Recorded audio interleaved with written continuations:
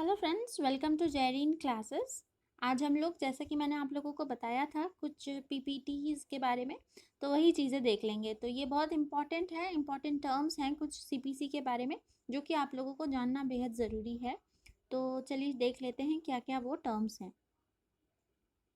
सबसे पहला है एफिडेविट। एफिडेविट क्या होता है? काफ़ी बार हम लोग सुनते आते हैं कि हाँ, इसमें एफिडेविट बनवा लेना चाहिए, नाम का कुछ भी चेंजेस है या कुछ भी किसी तरह का चेंज करना है डॉक्यूमेंटेशन में, तो वो एफिडेविट बोलते हैं उसको। तो ये क्या है, आज सुनिए कि it is a declaration of facts. Facts का डिक्लेरेशन है जिसको कि रिड्यूस किया जाता है राइटिंग में और अफर्म या स्वॉन किया जाता है किसी ऑफिसर के सामने जिनका की अथॉरिटी है कि वो उस तरह का ओथ जो है उस तरह का एडमिनिस्टर वो करवाएं। ठीक है, it is a declaration of facts reduced to writing and affirmed और sworn before an officer having authority to administer oaths.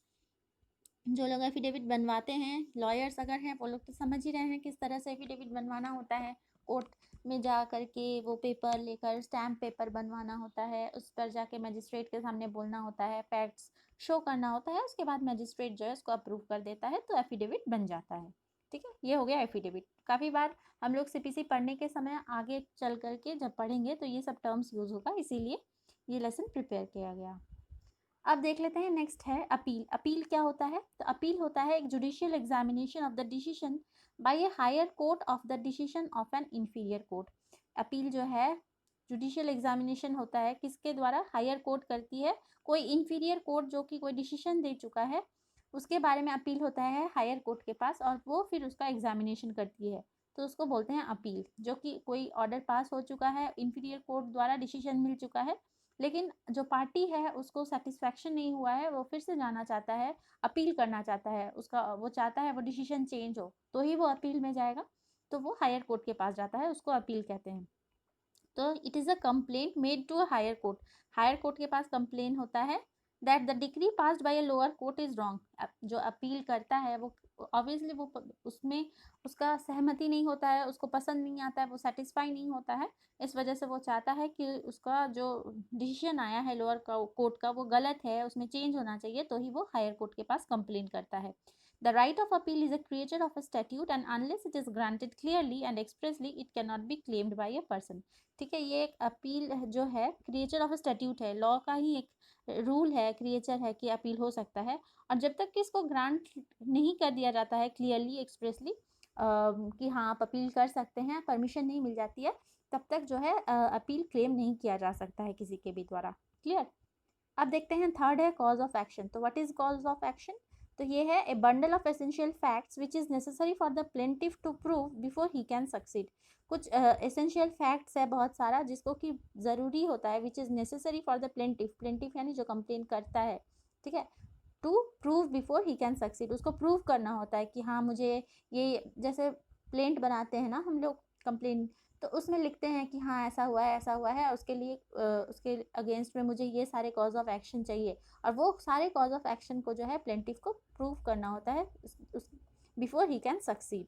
Clear? Second point बताता है, if A plaint does not disclose a cause of action a court will reject such plaint. अगर plaint में disclose नहीं होता है cause of action, तो court जो है रिजेक्ट कर देती है वैसे प्लेंट को, और it is a foundation of A suit. Clear?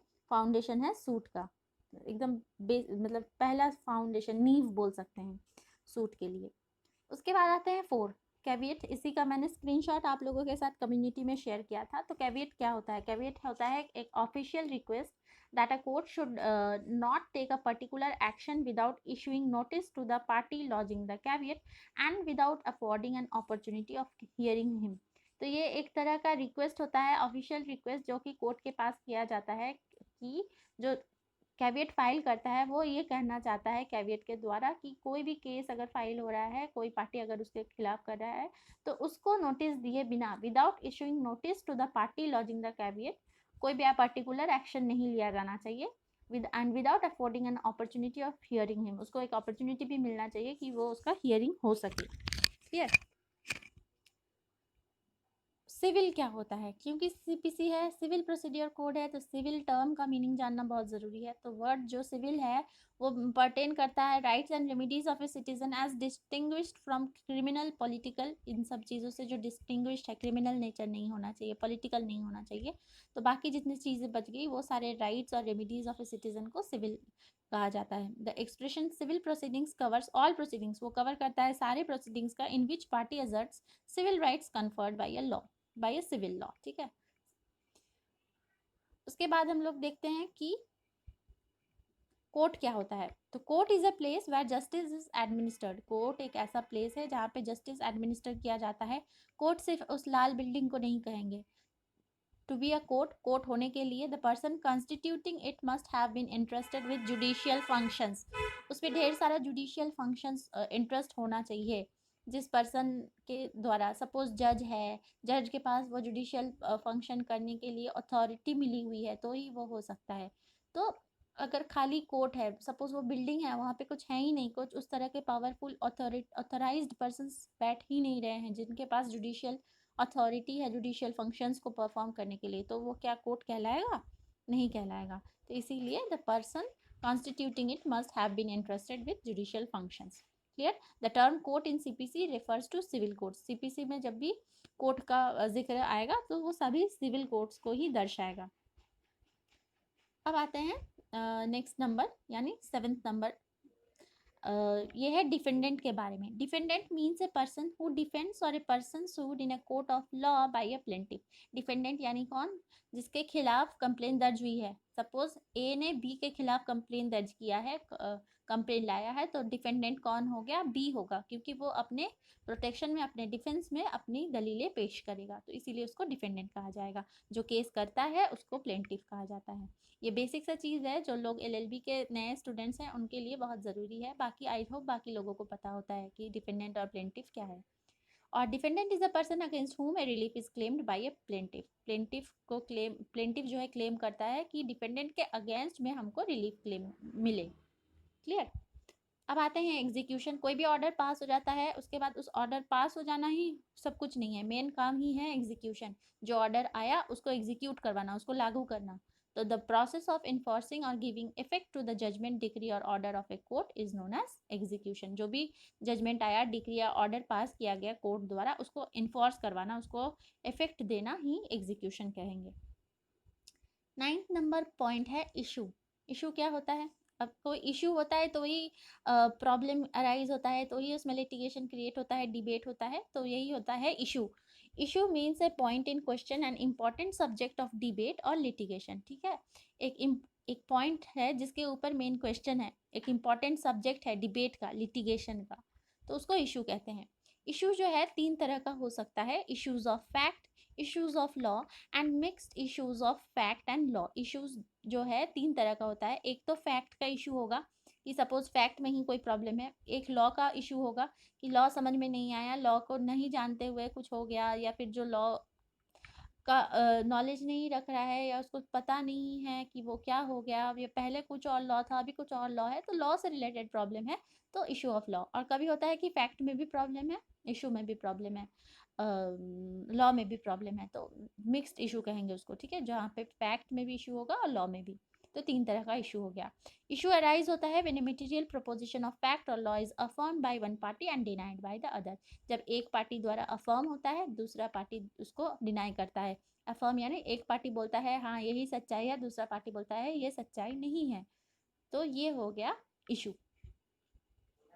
अब 10th नंबर पॉइंट है जुरिस्डिक्शन। जुरिस्डिक्शन का यानी कि कितना उसका क्षेत्र है, क्या उसकी लिमिटेशन है, कितने डिस्टेंस तक या कितने कौन सा इलाका जो है वो देख सकता है, उस इलाके का केस सारे प्रॉब्लम्स को लेगा। तो it means authority to decide. ठीक है, या फिर किसी पर्सन का अगर जुरिस्डिक्शन की बात करें तो उसको कितना अथॉरिटी है डिसाइड करने का, किस लेवल तक वो जा सकता है, तो वो जुरिस्डिक्शन कहता है। तो जुरिस्डिक्शन में be defined to be the power or authority of a court to hear and determine a cause। Court के पास इतना अथॉरिटी होता है कि वो किस तरह के केसेस लेगा, क्या पावर है, किस तरह का उसमें पनिशमेंट देगा, to advocate and exercise any judicial power in relation to it, कि वो किस तरह का, सपोज सिविल कोर्ट होता है तो वो सिविल जुरिस्डिक्शन के नेचर में ही जो जो आता है वो सिविल जुरिस्डिक्शन को देखेगा। वहाँ पे क्रिमिनल मैटर्स लेकर के नहीं पहुँच सकते, तो उसका जुरिस्डिक्शन क्या है, सिविल जुरिस्डिक्शन है। क्रिमिनल कोर्ट्स का क्या है, वो क्रिमिनल देखेगी। फैमिली कोर्ट्स का क्या है, वो फैमिली से रिलेटेड जितने प्रॉब्लम है, मैरिज वगैरह, अडॉप्शन, मेंटेनेंस, ये सभी चीज़ें फैमिली लॉ में फैमिली कोर्ट में डिसाइड होता है, तो ये सभी जुरिस्डिक्शन है। Consent can neither confirm not take away jurisdiction of a court, consent से कोई लेना देना नहीं है, कंसेंट देगा ही तो उसका जुरिस्डिक्शन होगा, या कंसेंट के बिना वो जुरिस्डिक्शन नहीं मिलेगा, तो कंसेंट से कुछ नहीं है। It means the extent of the authority of a court to administer justice prescribe with reference to subject matter, pecuniary value and territorial limits. 3 चीज़ों पे बेसिक है, जो मैंने देखिए यहाँ पे अलग कलर से आप लोगों को लिख करके दिया है। सबसे पहला है सब्जेक्ट मैटर क्या है, जुरिस्डिक्शन का, यानी जो मैंने कहा सपोज सिविल है कि क्रिमिनल है वो। पिक्यूनियरी वैल्यू काफ़ी बार इसके बाद हम लोग जब हायरार्की ऑफ क्रिमिनल कोर्ट्स या बाकी कोर्ट्स देखेंगे, सिविल कोर्ट्स का भी क्या है, तो उसमें देखेंगे कि अप टू इतना तक ये कोर्ट के पास, उसके बाद 50,000 से ऊपर अगर होता है तो वो इस कोर्ट के पास जाएगा, तो वो हो गया पिक्यूनियरी वैल्यू। और टेरिटोरियल लिमिट्स तो मैंने बताया कि एरिया कितना जियोग्राफिकल एरिया कवर करता है, तो वो सभी चीज़ें जुरिस्डिक्शन में आ जाती हैं। तो इसी के साथ हमारा जो है ये पीपीटी ख़त्म होता है। आप लोग बताइएगा ये 10 पॉइंट्स, 10 टर्म्स सीपीसी के आप लोगों को कितने अच्छे लगे। ज़रा भी हेल्प होता है ज़रूर से लाइक करें, आजकल आप लोग लाइक करना भूल जाते हैं, तो लाइक करते रहें, अच्छे अच्छे कमेंट्स करें। और फिर उसके बाद कुछ और टर्म्स हैं जो कि नेक्स्ट पीपीटी में मैं आप लोगों के साथ बहुत जल्दी शेयर कर दूँगी। तो आज के लिए इतना ही, थैंक यू सो मच।